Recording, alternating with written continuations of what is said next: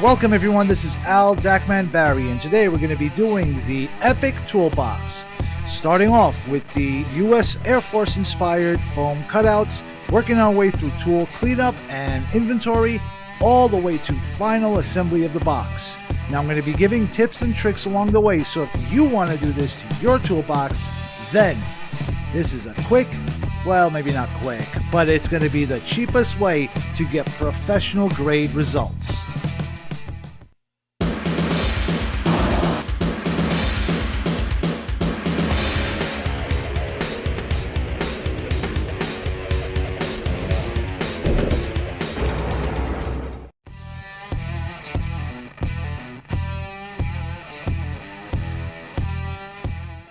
So first we're going to lay out our tools. Now, the important thing about this is to take two things into consideration. One is the distance between everything has to be enough so it doesn't break. Now, this is one of the old ones. And you can see this is fairly sturdy EVA foam with this melted top that gives it a little more structural resistance. And that's one of the advantages. Of course, it's a pain to cut.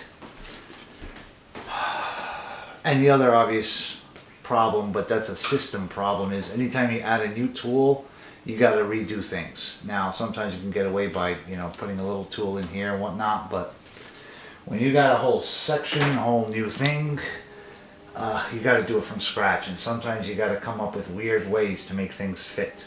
Now, here. Now, we already did one.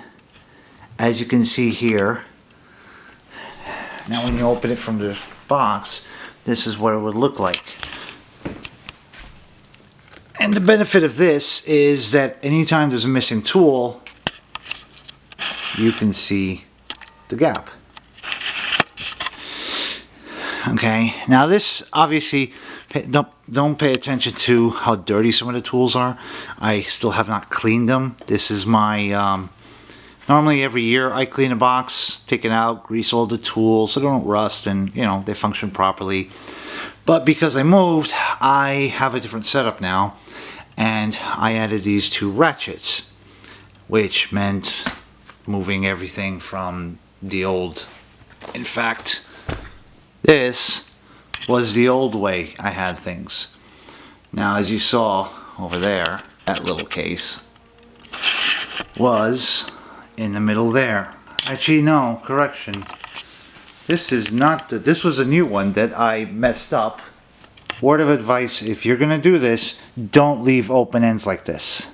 That's why I got pissed off and I ripped it, because whatever.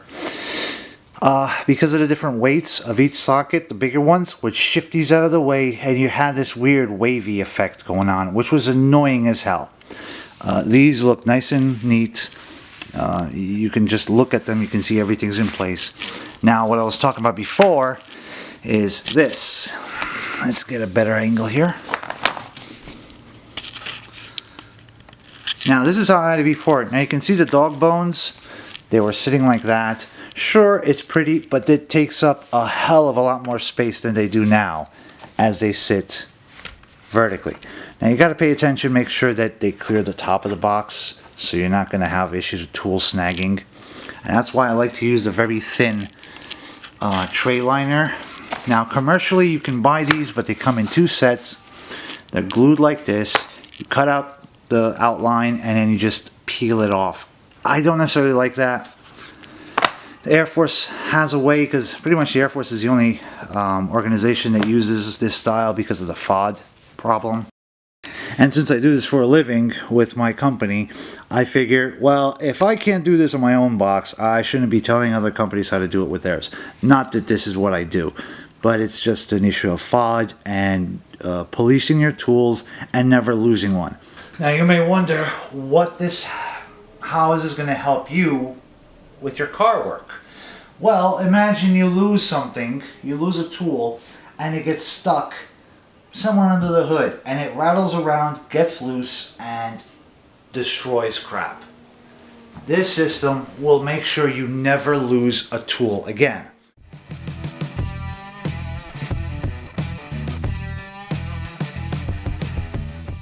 So the first step you want to do is obviously you want to mark things. Now you have to take into account three-dimensional space.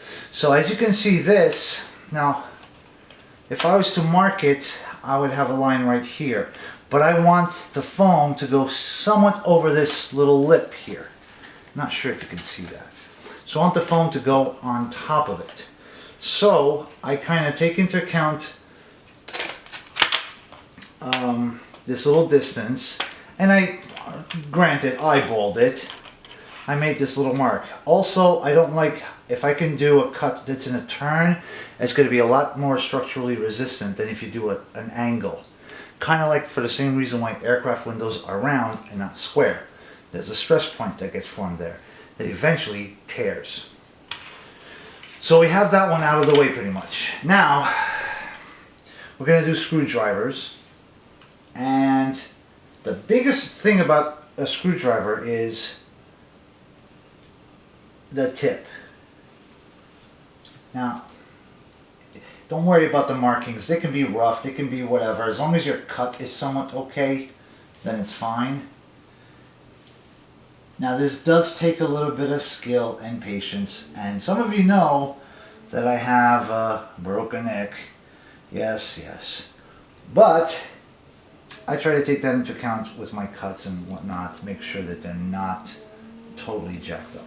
Now, why didn't I continue the line all the way here? Because this can sit a little bit over the top, because you'll have the thickness of the screwdriver itself holding it in place. So that's a little tip. And usually I like to stop the cut right around where the screwdriver starts to taper back in. Okay, now obviously this is way too thick here, and I'm going to correct that with just a simple ruler. Okay.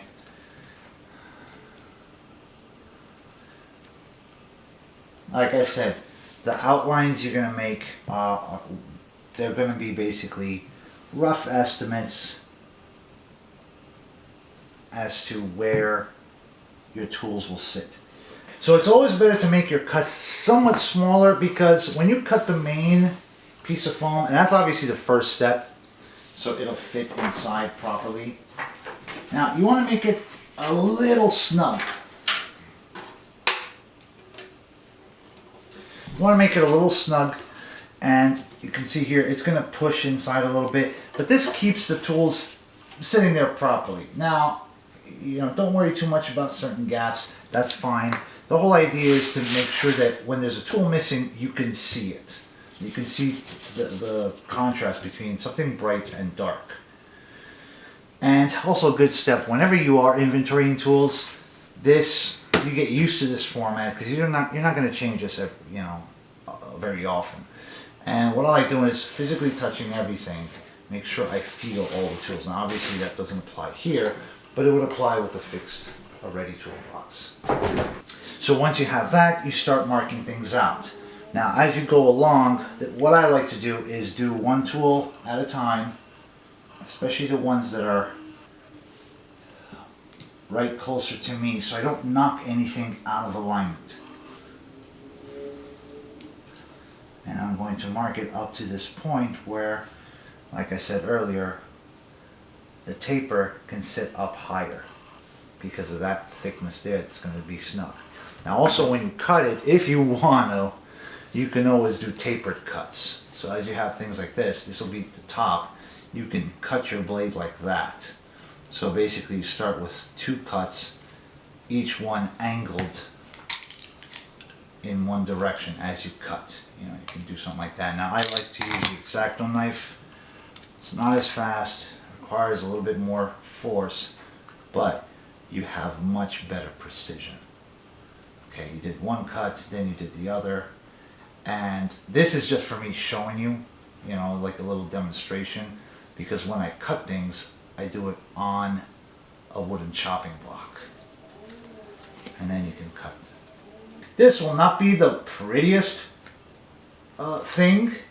It's not meant to be the prettiest, but it's meant to be the cheapest way to do it and still get professional results. Now obviously this is a rough cut here. Like I said, normally this is the kind of stuff you cut on a chopping block.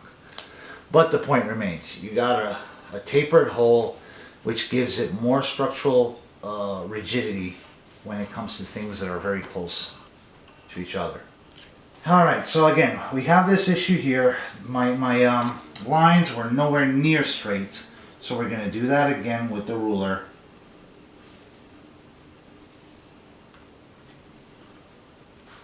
Okay, that's a little big, so I'm going to mark things down here to show that I'm going to make this a little smaller.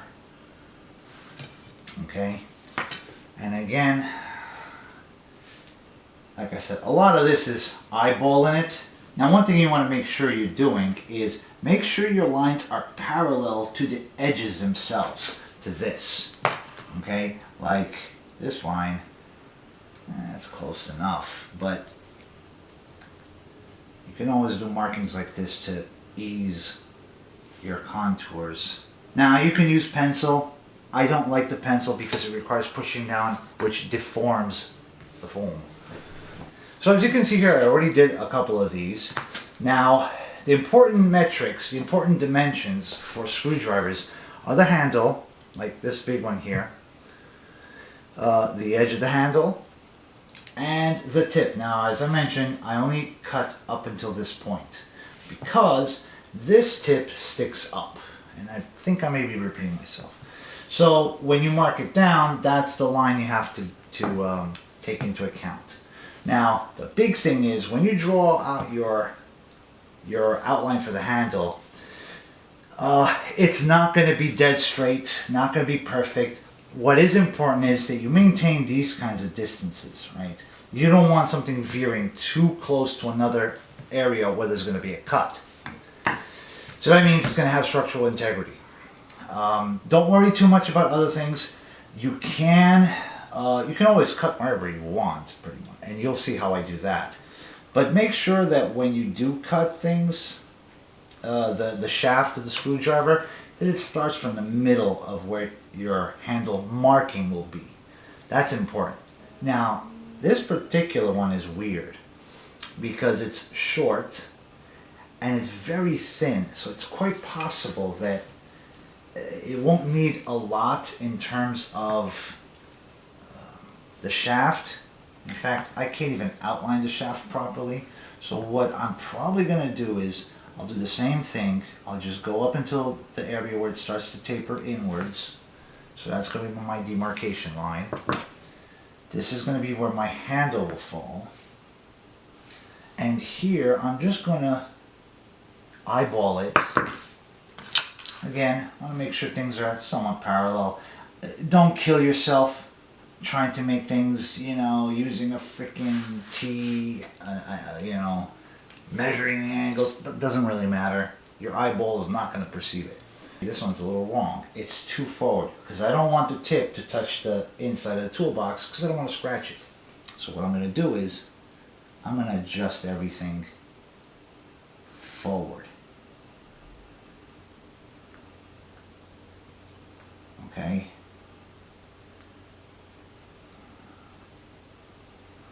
And don't worry about the markings on the back side, it doesn't really matter. Now, we have it sitting like this.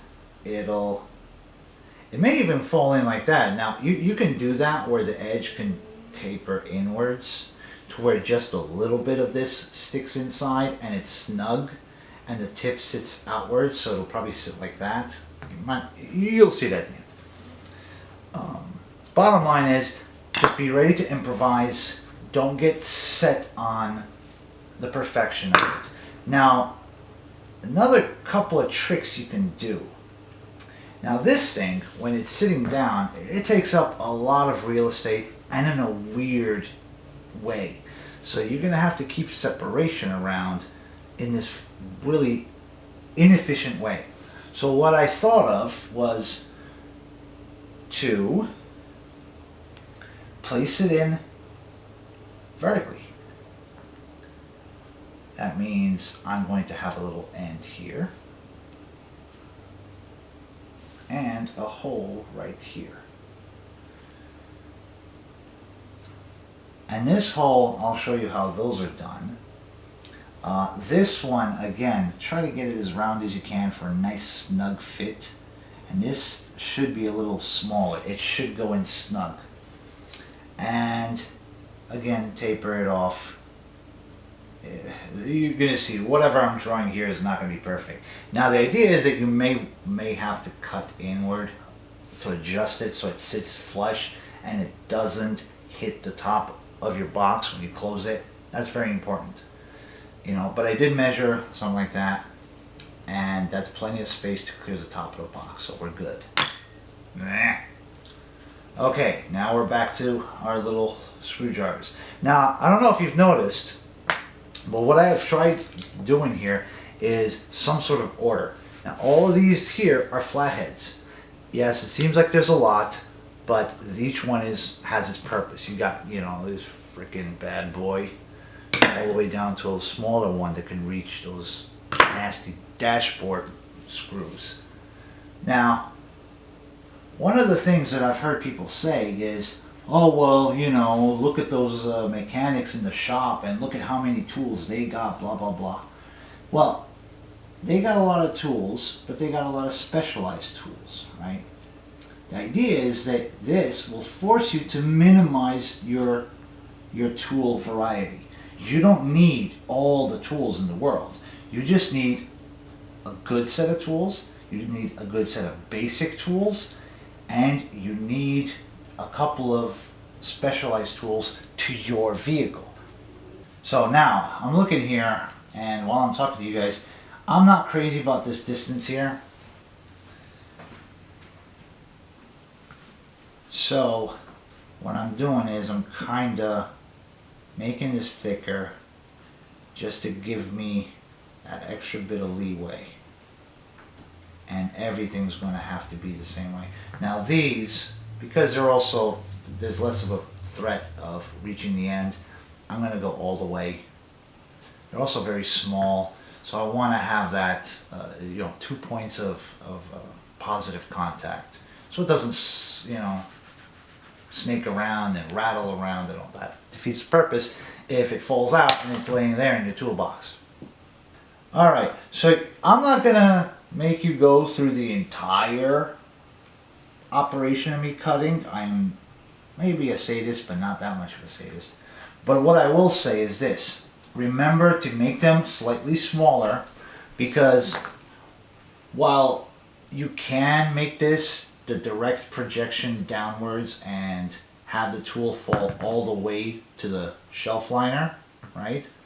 But it's okay if it sits higher up, all right? As long as it's snug and it doesn't move when you close and open a drawer, that's perfect. One other important thing I have to say, if you're tempted of using styrofoam, don't.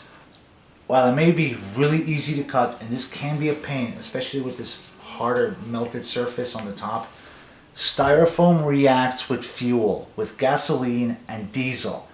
You'll end up making your toolbox a Molotov cocktail. You don't want to do that. This stuff is fuel resistant. I'm not sure if they say that, but I've used it for so long, and here you got oil and gasoline, and, well, it didn't melt. That's what happens with styrofoam, polystyrene, and other materials like that. This is called EVA foam.